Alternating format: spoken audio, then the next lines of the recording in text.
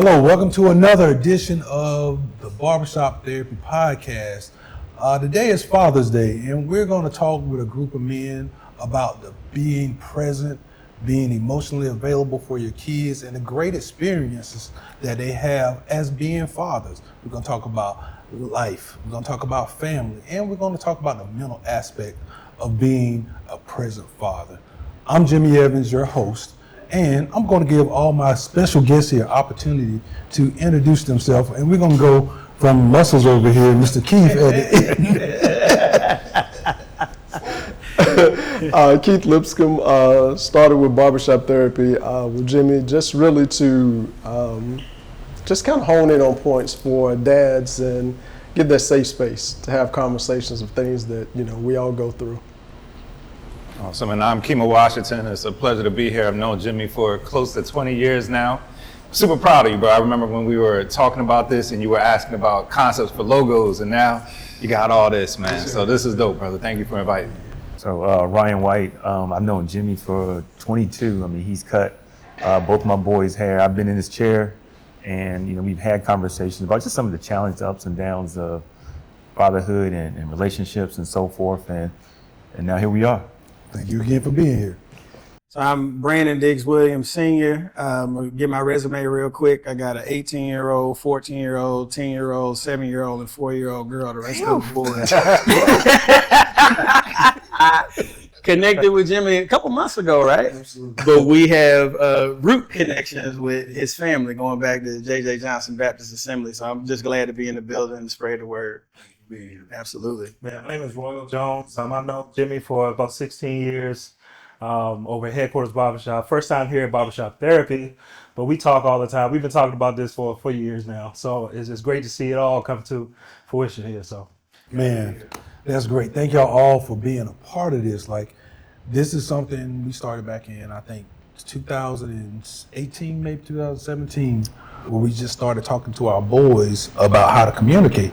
And so now it's Father's Day, and I thought, man, what a great concept to just sit down and talk with guys that I admire. And now I'm meeting Brandon, a clinical therapist who understands the mental side of it, the cognitive side, and the developmental side of it, and bring us all together and just really celebrate a group of men that I truly respect in this aspect. So, let's go ahead and jump right on in. And I want to talk about, being present as a dad and understanding to share some of the experiences that have made us grow. For me personally, I'll start with my son, my boys.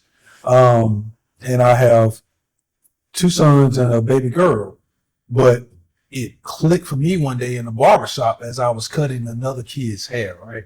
And while I'm cutting that child's hair, I'm a super patient barber. I got him. I'm here. I'm taping. Hey, he's squirming. He moving. Like nobody's business. So I was like, oh, I got you, little guy, and I'm so patient with him.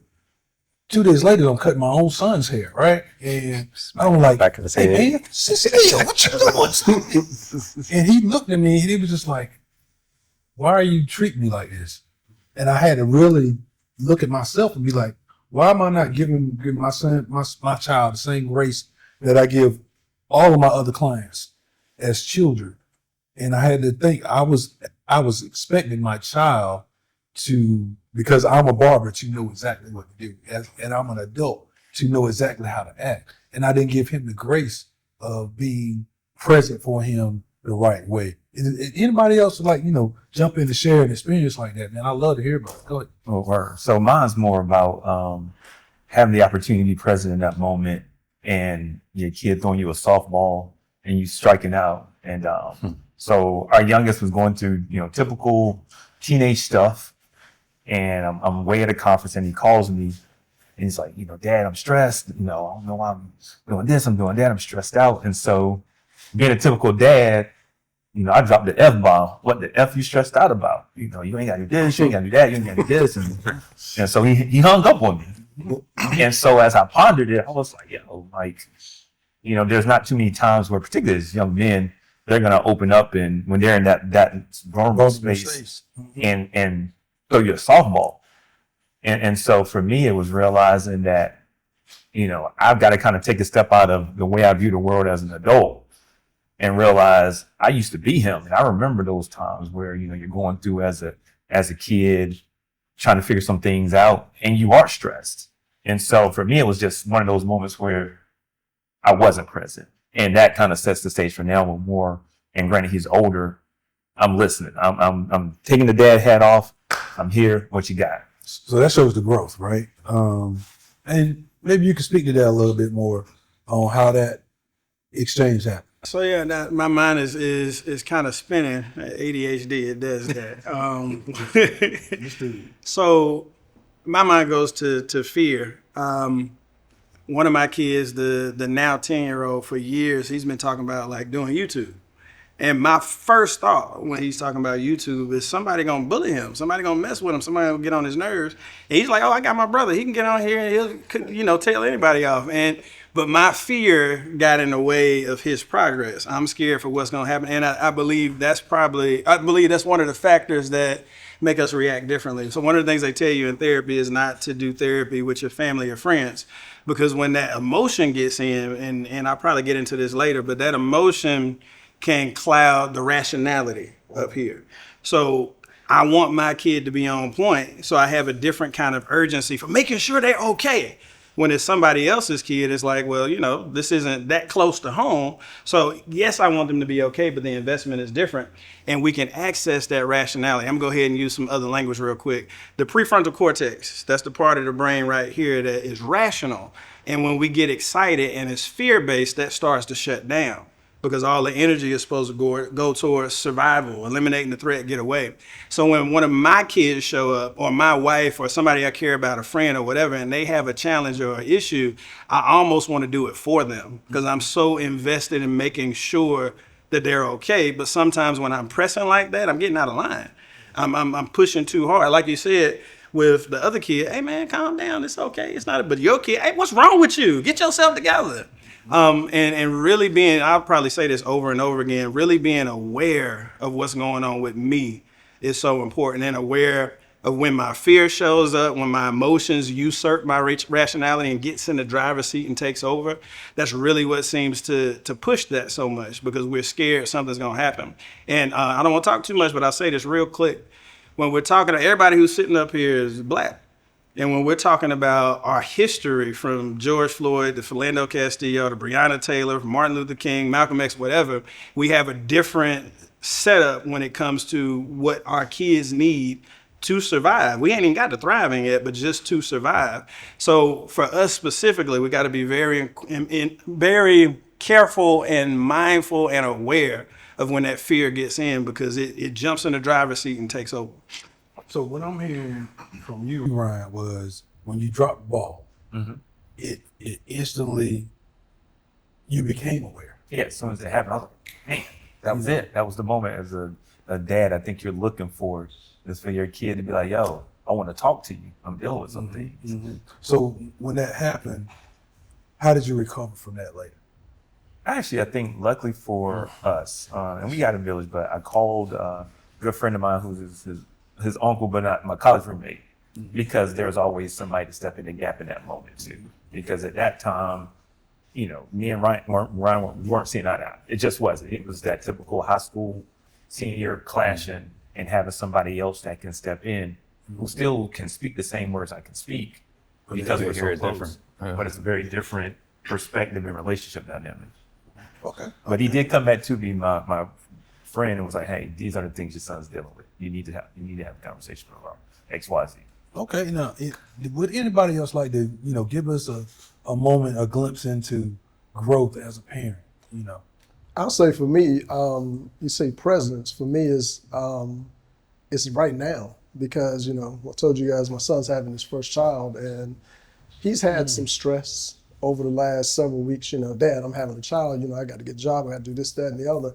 And as a dad, we want to fix everything. Go to straight fix it mode. And I had to turn that fix off and be like, I can't fix this for him because he's becoming a dad. I got to let him do what I did. You know what I mean? So it was really listening to him and just telling him, as you're going to have to do what you have to do as a man. If it means going out and doing something you don't want to do for work, You know, it may not make you happy, but until you get to that point, you got to do that because you got a child coming. You know, so that's the thing. You know, being present, it was really turning off that fixer mode and just being that sounding board to let him vent and get it out and say, you know, but I can't do this and this is coming and I just had to listen, you know, because I can't fix that. You know, I can't be the fixer of that, and that was a hard thing to do because, you know, when he was younger, he'd come with a problem. Dad can fix it. I can't fix you being a dad now, you know, becoming a dad. So I had to turn it off and just like, hey, you know, I'm listening and I'm here for you, and you know, just kind of let him vent and get it out, and then just like you're gonna do what you have to do, and you'll do it because you've seen it done for you. So, but yeah, that was hard to do. Hard not to be that fixer because it's like you want to fix everything. Yes. So I guess what I'm hearing now is you were showing him modeling how to communicate in a healthy manner from you to him, but also when he becomes a father. Absolutely, yeah. You know, I think one of the bigger things is as fathers, a lot of us were not taught the emotion of communication, with how that affects, you know, from one to the other, or how people communicate back and forth to us. And you showed a perfect example of taking one hat off of being a fixer and then giving him a different perspective from fatherhood, because you might not have that from your father. I think, and probably, Brandon, you relate to this more, that emotional maturity, I've heard that more in the last 2 or 3 years than I've heard it in my 56 years. Really? Yeah, the emotional maturity, and it's just something, you know, having to learn that. I mean, you know, when we're still learning. I mean, you know, we're still learning, but yeah. Every day. Yeah, but definitely having that emotional maturity to be able to turn that off, because that's hard to do. Can I add something to that? Yeah, absolutely. That emotional maturity, probably, man, it might have been a decade ago, somewhere between 5 and a decade. I came across an article, and the title, I get on people for reading the title of an article and not reading the article and thinking they know what it's about, but I'm guilty also. The title said that the success of a relationship is contingent upon the emotional intelligence of the male. I'm gonna say it again. The success of the relationship is contingent on the emotional intelligence of the male. And I really believe there are like 4 different brains. I'll say this to the camera real quick. Do this exercise. Close your eyes. Say your name in your head 3 times. And then, I'm sorry. Well, you do this. Close your eyes. Okay. Say your name in your head 3 times. Did you hear it? No. So most of the time, you mess up my example, but it's okay. So most of the time, people will say yes. And I'll share that you didn't say it with your mouth or hear it with your ears, but it's still a part of you. So like, we need to observe our mental, our emotional, and then what we call our somatic. When I get upset, my stomach might hurt. I get angry, my head might hurt. I get anxious, I might pace. I get sad, I might cry. All of those are signals that are telling us what's going on in real time. And both of you, and you too, we're talking about, let me figure out what's my role in this time. What's my win in this moment? Is my win to take his opportunity to learn through experience by solving the problem for him? Or is this the time for me to step back and allow him to figure out how to be a dad with my guidance? So facilitate and participate at the same time. Okay, my bad. I digress. But in these moments as fathers, right, we have a tendency to think we got to do it perfect. If we don't do it perfect, then we've missed the mark. Nobody's perfect. We're learning as dads and as fathers, just understanding that we're teaching our kids how to handle things through those moments. They're watching us. They're modeling their behaviors behind what we're doing. So we've talked about, you know, with our boys, we got young men here that have girls. You know, how do y'all, you know, work through when? Look at me. You got girls, he got girls. But Mr. Kim, if you don't mind sharing something with us about it. I'm hearing y'all talk about presence, and it's convoluted for me. We've had conversations about where I am personally with my walk with God right now, and finding it difficult to see God in all the mess that's happening. And my prayer for the last probably year and a half has just been like, Lord, just show up. I just want to know that you're here. I don't want to have to almost die in a car accident. I don't want to have to get struck by lightning to be able to say, you are God and you have saved me from this. Right. I just want to know that you're present. And it reminded me of a conversation that I had with a pastor at a church I used to go to. And he was talking about, he has 3 girls, and he was talking about a situation where his youngest was heavily involved in gymnastics. And she would go to the meet, but he would be busy. She would have this event going on, but he would be busy. And so there was a situation where she was like, all right, Dad, I'm letting you know in advance. Because his whole thing was, if I had more time, I could be there. She's like, I'm letting you know in advance. 3 months from now, I got this big meet. It's in Georgia. I need you to be there. Like, I really want, it's my last opportunity before I graduate high school. And he was planning to be there. Long story short, somebody in the church passed away. He had to go be with the family at the hospital. And as he was hesitant in calling her to let her know that, she said, it's crazy because you find time to show up for everybody else but me. And that has convicted me over the last couple of months because my background as an entrepreneur. I've got 2 businesses that I own outright, 2 that I'm partnered in. I've got 3 foundations that I serve on the executive board for. And I find myself showing up for everybody else but my girls. And my youngest, I've got a 16-year-old and a 10-year-old girl. And my youngest, she wanted me to go someplace. I forget what event it was. She wanted me to go to something with her. And she's like, but you're probably going to be busy. I know you got a meeting. And I was like, damn, like. The expectation. Yeah, you know what I mean? And it's not even that I don't know better because I do. I heard this example from my pastor nearly 15 years ago. But here I am living it out. And just as I think about my own relationship with my Father, with God, I just want you to be present. I don't even need you to show up and do all those things. I just want to know that you're there. Yeah. And I think that's the thing that I'm really wrestling with, because in my mind, I'm so busy because I'm doing the things that I need to take care of my family and set us up for long-term success. But if I'm not present here and now, am I missing a mark? Man, it's clear that, to me, that we look at our presence as service. Yeah. How we serve our family shows how we love, how we show up. But that comes from our generations before us, because, when you think about, slavery, Jim Crow, civil rights movement, we were all in service at those moments and constantly working towards something better. Good point. Right? And as we're working towards something better, we miss being present. Because it's just so many hats you can put on, and there's so many hats that you can show up in. And, now I guess, well, I want to hear a little bit from you also about, what that looks like for you as a father. How was your daughter now? She's 7, so I have a 7-year-old daughter. And so when she was about 5, she would go to school, little stuff happened. Kid won't play with me, or I didn't look at it as a big deal. But I had to look through the lens of a 5-year-old, and it's a big deal to her.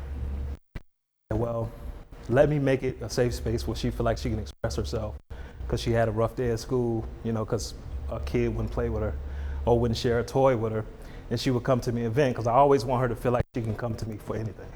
I never want her to feel like she can't come to me because I'm not gonna hear her out. I'm not gonna understand what she's saying.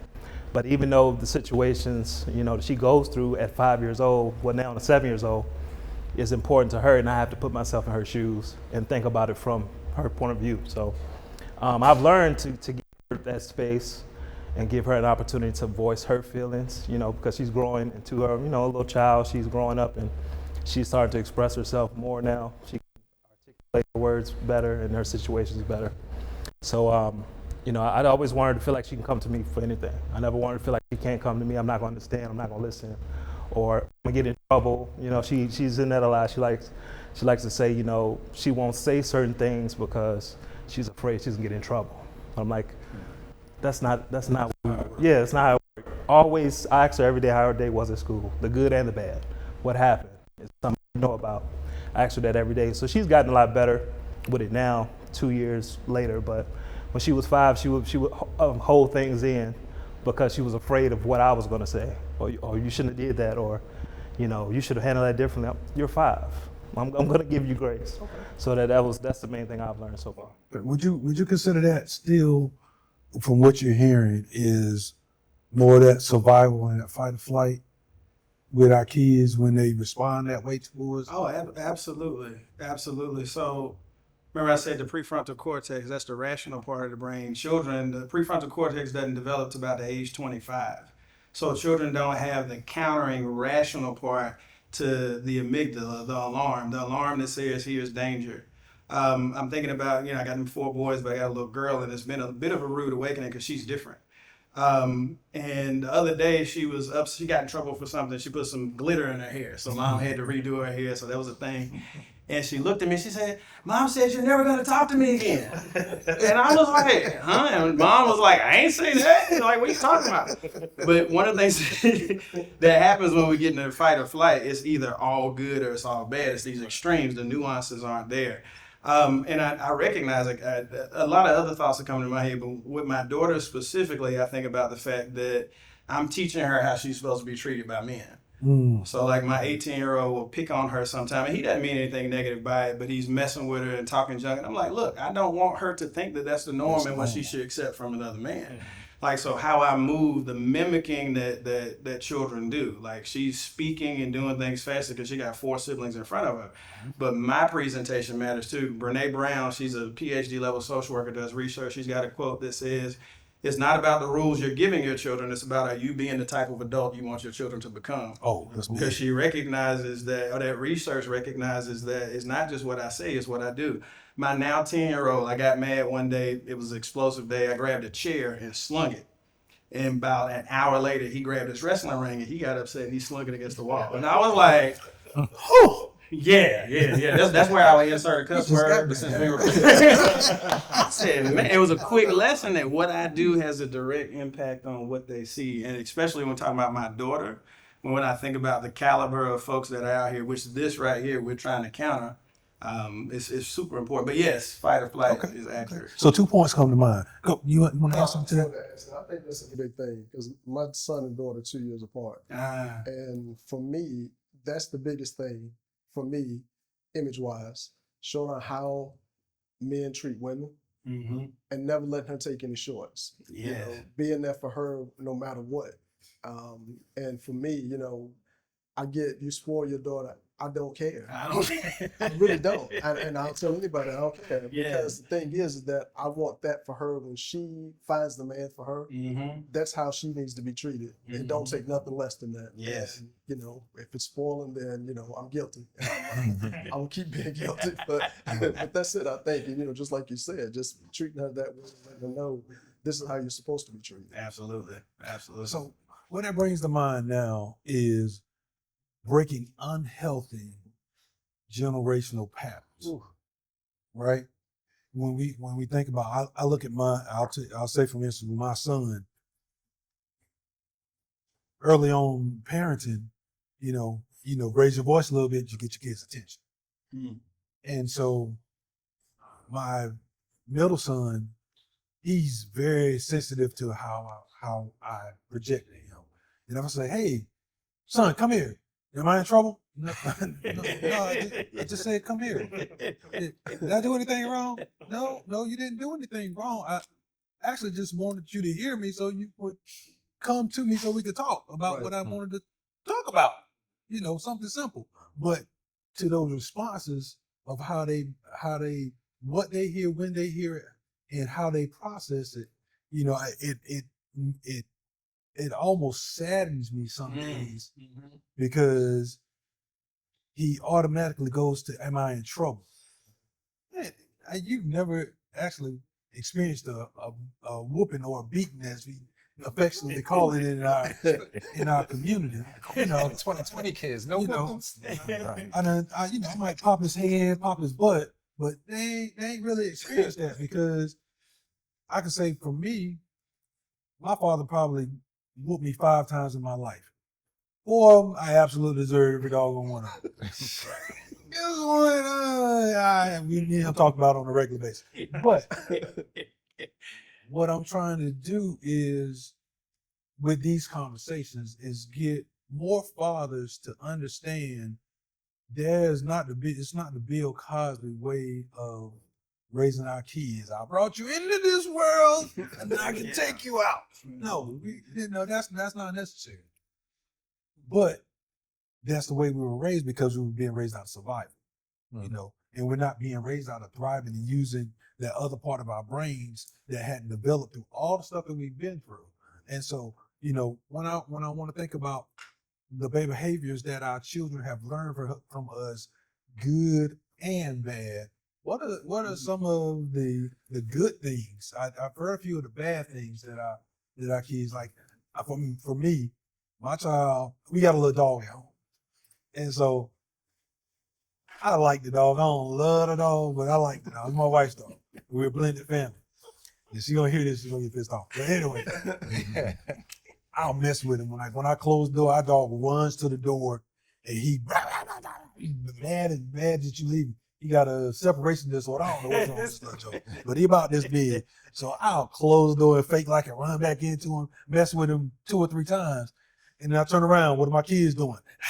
I gotta stop.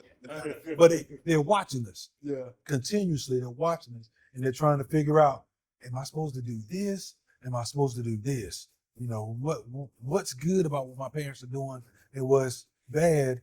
And I think our kids think everything that we do is amazing, regardless if it is bad behavior or good behavior. So, anybody got anything they like to share on that end? So, and I don't know if this is good or bad. I think there's a balance in that. But so I grew up in a military family. My dad was in the military. My brother, my wife was a Marine. My uncles, and so I think we were raised to suck it up and drive on. Like, we got work to do. We got things to accomplish. Put those emotions on the back burner. Focus on the things at hand. And I think that's good to some extent. But as I've gotten older, and again, not trying to say good or bad, but I think there are times where, as fathers, as men, and again, I'm raising boys, so I think it's important for us to be able to focus on how do we take care of our responsibilities. Therefore, you have to sometimes suck it up and drive on, kind of like what Keith was saying with Kyle in regards to raising, bringing the child into this world. But on the other hand, there's a time where you've got to be able to tap into that emotion and so forth. And so, let me ask you a question. Is that more empathy that you're looking to try to learn as a father than just the emotional side? Yeah, I think so. Because I think it's easy to kind of going back to, that first story I told with my youngest, or even some of the challenges when my boys are going through their teenage thing. You're dealing with stuff, but them grades, this is senior year, you're trying to get in school, suck it up and drive on, suck it up and drive on. Because there is time where you do have to focus on where you're going. But I also recognize too, there's a balance of living in the moment and dealing with those emotions because they do stack up. And at some point, you learn there's got to be a release. There's got to be an outlet. And if you continue to suck it up and drive on and suck it up and drive on, when does the emotion come out? Okay. We become robotic. We become, I think, disconnected and so forth. So again, I don't know if it's good or bad because I do feel like there's times where we do have to have that focus. Well, you have to put aside the emotional feeling to work through the actual situation that's happening. Right. Now, how would you address that and having parents to connect to those moments like that? The moments, as in when their kid needs that emotional thing, but you have to persevere through this moment. So, as we talked about a little bit, I work in the Veterans Affairs Hospital. We had some conversation too. So I'm familiar with, and my wife's dad's retired colonel, brother's retired pilot, sister's retired JAG, uncle's master sergeant retired. So I understand what you're talking about with that. And something that I've noticed having the privilege of working with veterans, if I go fold a towel right now at my house and put it in the closet, I'm gonna get in trouble because I ain't folding right. Because my wife has found a way to fold them that works, and now it's been adopted as the way that works, the rigidity. And what I understand, you correct me if I'm off, even as far as basic training, if you get into a problem, get mad and push through it because anger gives you energy. And when it comes to empathy, if I haven't taken the time to explore and get to know my emotions outside of anger, and this is true for dudes in general, then I can't see the emotion in you that you're dealing with. So I don't have the ability to connect with you because I haven't done my work. But if I have done my work and I realize, oh, wait a minute, I'm shifting this way and the other, then I can display. One of the things I try to say with my kids a lot, like when I threw that chair, I'm sorry. And not I'm sorry in private, but I'm sorry in public so you can get this example of somebody that's not locked into one way. My granddaddy, who I grew up in my grandparents' house, they were my parents. And one day he told me he rode his bike to see my grandma on Sunday. And from my understanding, you don't ride your bike on Sunday because remember the Sabbath day and keep it holy. And I was like, bro, what are you doing? What? You rode your bike on Sunday? I got in trouble for that. What are we talking about? And he was like, boy, I was a little long-haired bad boy just like you were. But I bring that up. I bring that up to make this point. I thought that he was perfect. So when he told me about an infraction, it was like, what? You broke a rule? Like, you're serious? Like, wait, I didn't see him as human. So those moments you had an opportunity to show, hey, wait a minute, yeah. F-bomb or whatever it is, I made a mistake. It's not over. You can make a mistake and come back, but the emotional intelligence of the individual, the parent that's dealing with the kid is super important. And sometimes we feel like they're supposed to change and we're not. And then we just end up in this stalemate. Did I answer your question? Yeah. Cool. I'm gonna add to it a little bit though. How do you then, what questions should Ryan have asked in that moment to help him identify more with what his son was going through? Now this may sound how to ask those questions. This may sound like a different kind of question, but the truth is, what's your body telling you right now? Are you tightening your chest? Is your stomach turning? Because what happens is when fear shows up, the body reacts 4 times faster than the brain. Think about it. If somebody has a weapon and I'm looking at them with my brain, oh, they got a weapon. Oh, they're pointing at me. It's already too late. So just like, I'm going to do something real quick. Don't hit me. You see how you blink? He didn't think about that. I asked my kid, do you think about your heartbeat? And the brain control, it's an autonomic reaction. We're going to have to get into the weeds of that. But what's your body doing? Because that'll let you know, are you in fight or flight or not? And then next, what's your emotions doing? And then after that, what are your thoughts doing? Because the thoughts get infiltrated by that fear. And it starts turning, am I in trouble? I told my supervisor, every time you ask me to come to a meeting, I think I'm going to the principal's office because I used to go to the principal's office. And that trains the brain to see those patterns as, oh, we about to have a problem, we about to have trouble. So when a parent speaks like this, then all of a sudden, exactly. Mm-hmm. So what's your body doing? Just like 5 love languages, you got to learn to be bilingual with our system. Those emotions and what the body's doing is telling us what's happening. Okay. Well, good. Listen, man, this type of conversation, I'm sure if everybody's watching, has questions on, how do we show up when we're having a bad day? But then you come home and your kids are having an even worse day. How do we channel that I'm not going to take out my day on my kids? I'm going to pass the mic. I just want to add, like you said, Yeah. One thing that I didn't mention and I think is absolutely necessary too is asking yourself the question, what's my body doing? If I know I'm already tight, I'm amped up, I'm fight, flight, fawn, or freeze, I'm in a protective mode. I had some kids in 4th grade and showed them Super Saiyans. So we had Goku regular and Super Saiyan 2, 1, 2, 3, 4. And I'm like, you want to take your ELGs Super Saiyan or with the black hair? If I'm in the mode to destroy the threat or escape, then I'm more than likely not going to treat the other person except for them being a threat.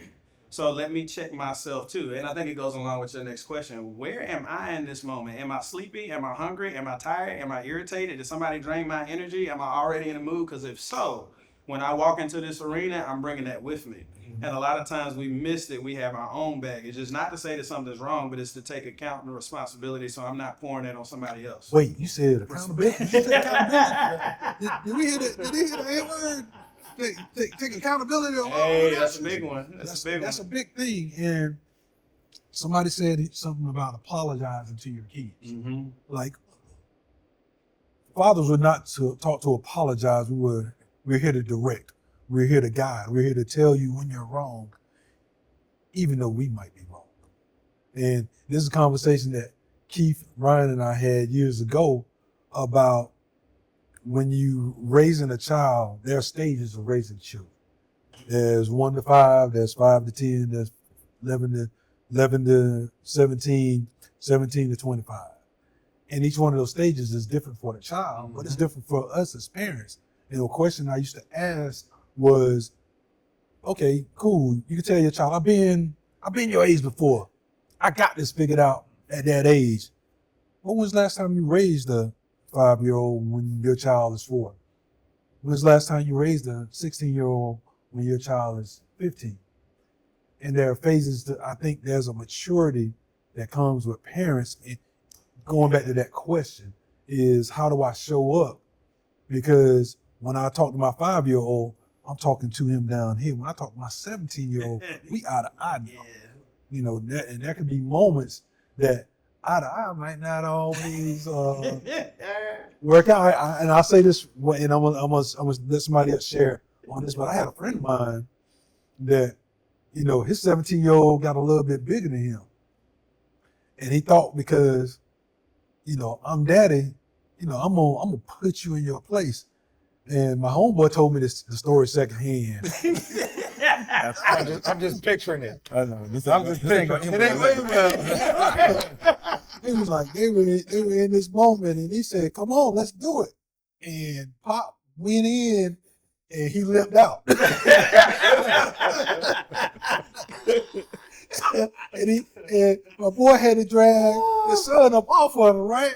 Wow. And not to say that's just a funny part of it, but to say, hey, before we take this leap of misunderstanding, let's learn there's a communication. It ain't always I got to beat my boy into respecting me, you know. And especially it typically happens with our boys. You know, I'm gonna ask Keith to share, you know, a story that we both shared in Barbershop one day. If you don't mind, you know, bringing that in. It always goes down in the barbershop. Oh yeah, Ryan, yeah. So yeah, I'm gonna get you to share that. I'll bring that in. Come on. I'll say there's 2 parts to that you asked. You asked about how do we show up with our kids when we've had a bad day.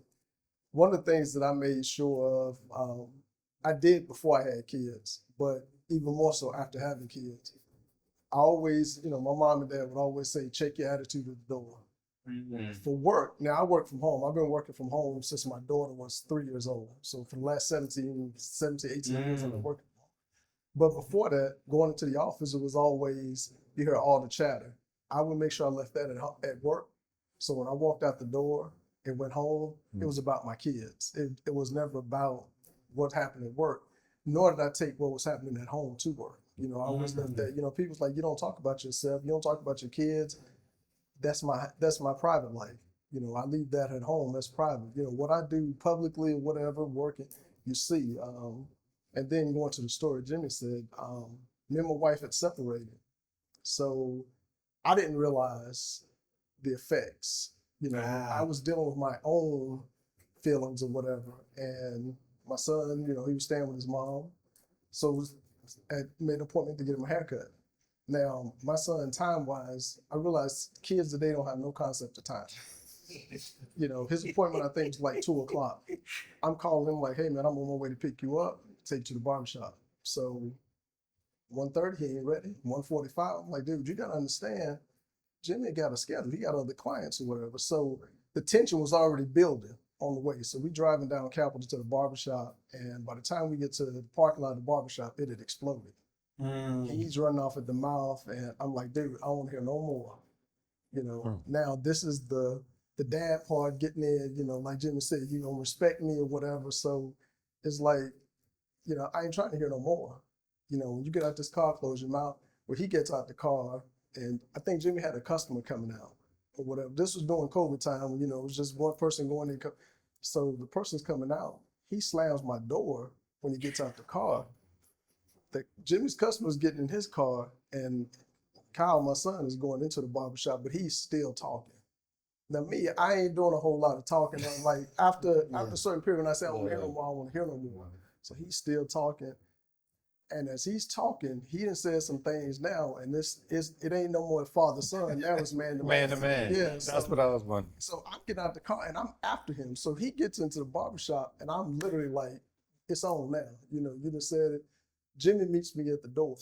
and I mean, Thank God for Jimmy. In all honesty, he saved me really, because I was at that point. I mean, like, I can go, you know, tit for tat or whatever, can debate or whatever, but after you get me to a certain point, when that switch goes off, the only person who can turn that back on is gone, my mom. Fortunately for Jimmy, he was able to turn that switch off. In the whole barbershop. Yeah, I mean, it was about to go down. Jimmy was like, Keith, man, don't do that. You're gonna turn my barbershop up. Because I was literally like, the little window Jimmy got, I'm like, either way, I'm going by you through the window, one way or the other. We gonna do this today. And I had to calm down. Like, I let him go in the barbershop with Jimmy, and I went to the car. Because I'm like, if I go in there, it's gonna be a problem. Hold on, Keith. I'm gonna add to that. Now, when he came around that damn corner, I met Keith in his chest. And I said, Keith, no, don't do this, Keith. Don't do this. Keith, I got a bad back. I can't hold your 225 pounds. Please go outside. Please go outside. Okay, I'm sorry. I'm saying that, but he did. He truly saved it. And I think the saving grace for that and the lesson learned, he just said it about, you know, how I was 17, you know, you ain't never been this stage or whatever. So fast forward, he and Jimmy talked in the barbershop. We come out, take him home. We don't say nothing going home. We don't talk. Jimmy texted me and was like, hey man, you know, what you doing later on? Let's go grab a drink or whatever and something to eat. We went later that evening. It was on Friday evening. We went later that evening and we sit down and talk. And Jimmy truly, and I've told him this, but he truly like gave me the eye-opening experience of telling me what his father told him was that, yeah, you have been such and such age, but you ain't never raised a kid at that age. Wow. That was for me, because all I could see at that point was, this dude, he done lost his mind. God ain't created no kid that's gonna disrespect me. I mean, to this day. But the funny thing is that it took that conversation with me and Jimmy to really like bring me back to the thought was like, man, and I didn't know. Like, I didn't really internalize what he was feeling about the separation, because I would know what I was feeling myself. I was more dealing with what I was feeling and not thinking about my kids, even my daughter. You know, I wasn't thinking about either one of them at the time, about how they might be feeling about what they were going through. So I had to really take a step back and really like look at that. And it's kind of funny because now the relationship with me and him is, I mean, Now you got grandbaby on the way. exactly, but the relationship that Thank we you, Jimmy. have now has totally flipped. Like, you know, we work out every day of the week together. We go to the gym. You know, he teaching me about stocks and we talking, and we have like my daughter and I, we do a call in the mornings or whatever where we, you know, looking at the stock market kind of shit.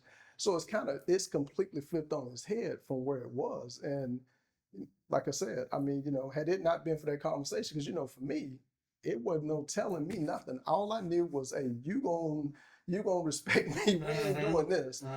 And it was just being able to listen to somebody, you know, kind of like sit you down and like, hey, hold on, man, you ain't always got to be like that. And that was a big turning point. Like I said, in the relationship we have now, man, I mean, I don't even want to sound, when I say this, because it sounds kind of crazy when people say this, but I truly am in love with my kids. And that's real. That's big. For both of them. It's like, there's nothing I wouldn't do for either one of my kids. You know, no matter how old they get, they're going to always be mine. As long as I'm breathing, they're going to always be my kids. And, you know, being a grandfather to be, I'm excited about that, but they still going to be my kids. Even though he's got his own coming. Can I ask a follow-up for Brandon?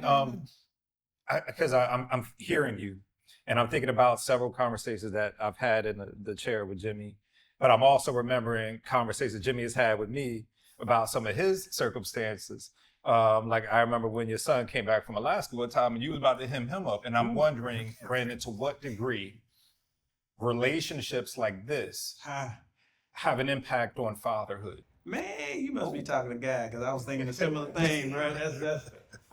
When you were talking about it, and also your situation too, just thinking about, there's a concept called co-regulation and co-dysregulation. So my youngest boy, about 3 weeks after getting here, he ended up in the hospital. I won't go into too great details because that's not the point. But I remember he had the nodules and stuff on his head, and he was having seizures and stuff. And I remember I went and put my hand on the church. They be talking about point of contact and all that. But when I put my hand on him, the machine that was reading it started going crazy. And I was like, whoa, it was a visceral moment in real time where I had true evidence that my presence and my contact makes a difference. And recently in my research with mental health, I'm like, oh, if somebody comes into the room that's already irate and upset, that usually works people up. We got these things called mirror neurons in our brain that make us mimic. But when somebody comes around that's in a calm mood, the nervous system that's the most calmest becomes the leader of the room. And this is why this kind of stuff is so important. That book doesn't say neglect not church. It says neglect not the fellowship of like-minded believers one to another. So when you were in your we were on a cruise this past December. And my 10-year-old went to, it was a Disney cruise. Sorry, Disney, bad publicity, whatever. We went to, and he went to the kids zone and another kid hit him. So when I got out there, I was hot. I'm fussing and cussing and all of that. And I wanted to, and I don't know if I did it perfectly. And on some levels, I don't care. I just did the best I could. I wanted to show the righteous indignation, but I also wanted to show some balance. But my homeboy, Bobby McLaurin, he'll see this. He was just happened to be on a cruise too. He was way down the hall, about 100 yards. I said, Bobby, I need you over here. And the reason I said that, because if he's there, I knew we have enough relationship that's developed over the years that he can reel me back in.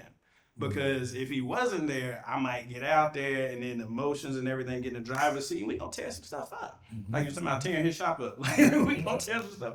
But yeah, having somebody to be able to lean on. And I don't believe that men, and especially black men, get taught that so much. We get taught survival, keep pushing, make it happen by any means necessary.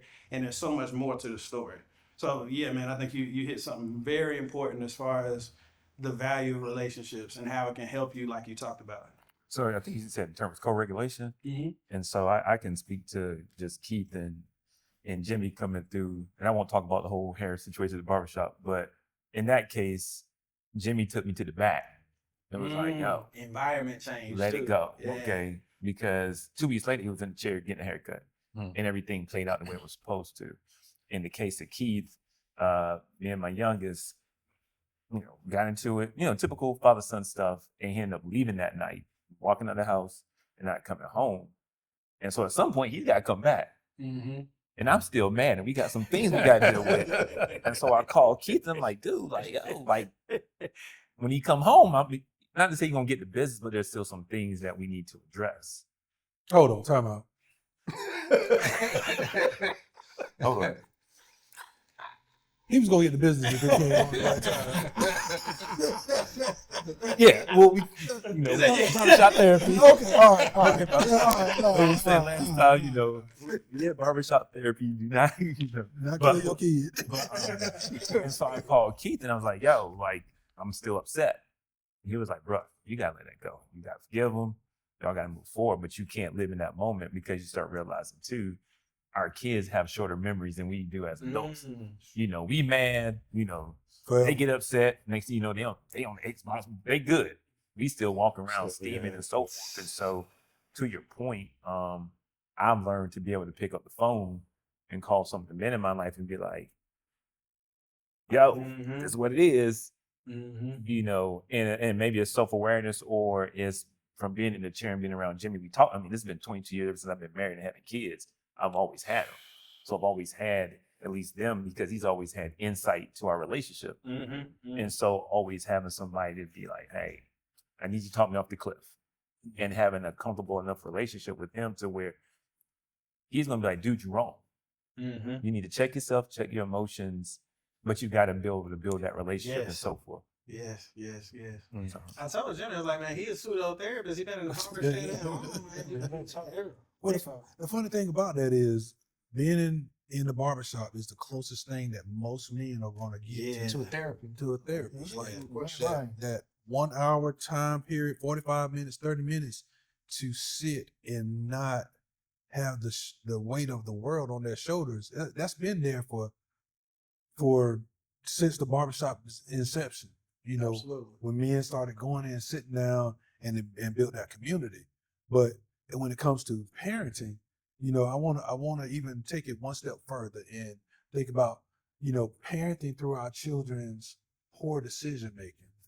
You know, that is, you know, and giving them the benefit of the doubt because they are not developed in those times where we always expect our kids to think as we think as fully grown adults and have been through the experiences that we've been through.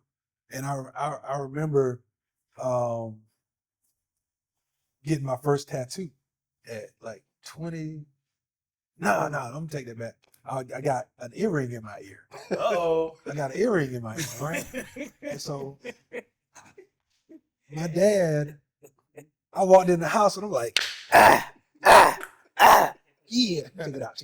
All right. He looks at me and he said, shit, boy, what you gonna do next? You gonna get a bra and panties? Bro, that hurt me to my core of my soul. I was like, huh? Dad, you know I like women. You know I love women. What you say? You know, I folded up like a piece of paper. For about 2 months, I ain't talking to my dad, and I was working with him.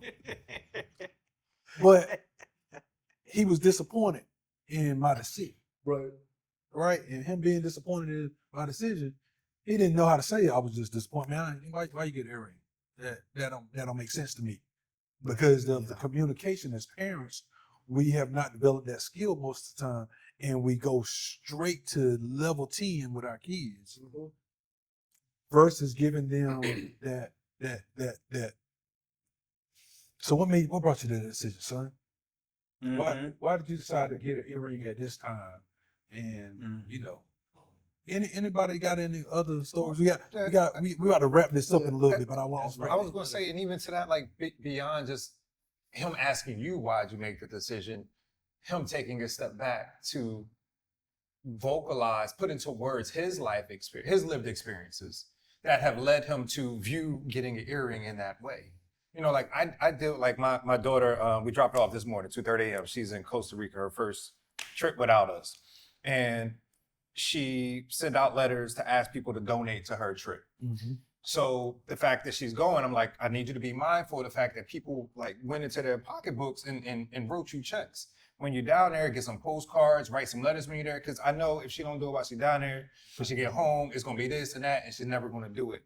And I'm trying to impress upon her because, again, as an entrepreneur, people ask me all the time to donate, sponsor, and give to their whatever.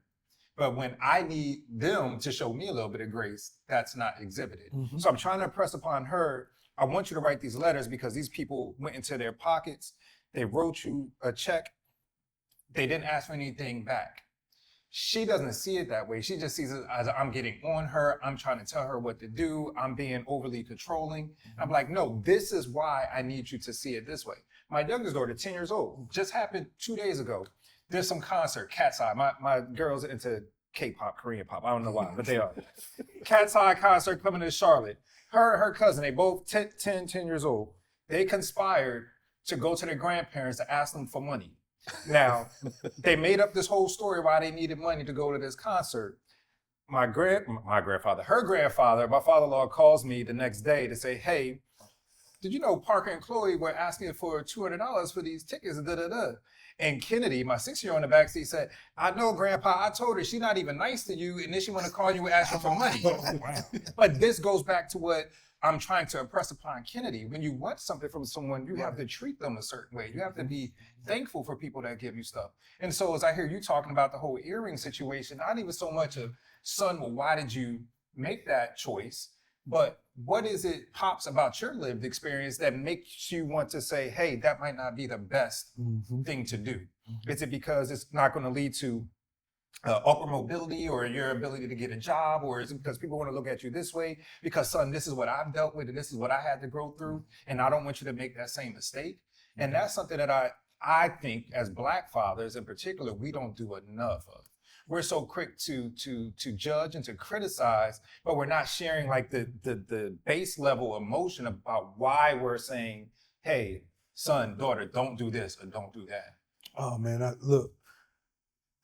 All right, first of all, let me take a moment. But I think this is a good spot for us to wrap this up. There's so much more we can dig into here. I think the overall arching moment for me as Jimmy Evans, friend to everybody in this room, is celebrating us as fathers, and the ability to look at the positive things that we brought to our kids.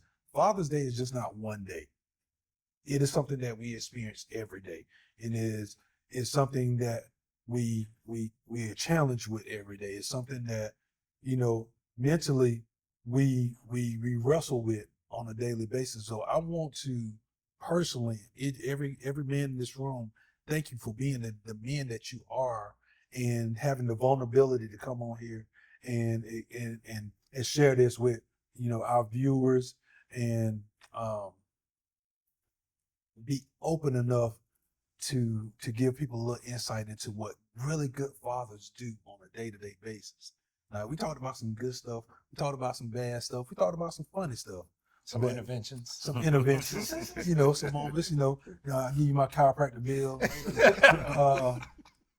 But at the end of the day, I want to speak to the viewers for a moment. I'd like to thank everybody for joining us here on Barbershop Therapy for this special Father's Day event. And, I'm Jimmy Evans, your host, with a host of friends and newfound compadres. We love for you to come back, subscribe, comment, repost us if you found some value in this, because Barbershop Therapy is not just about a haircut. It's just not about a moment, but it's about building a community. Thank you again for tuning in, and we're out.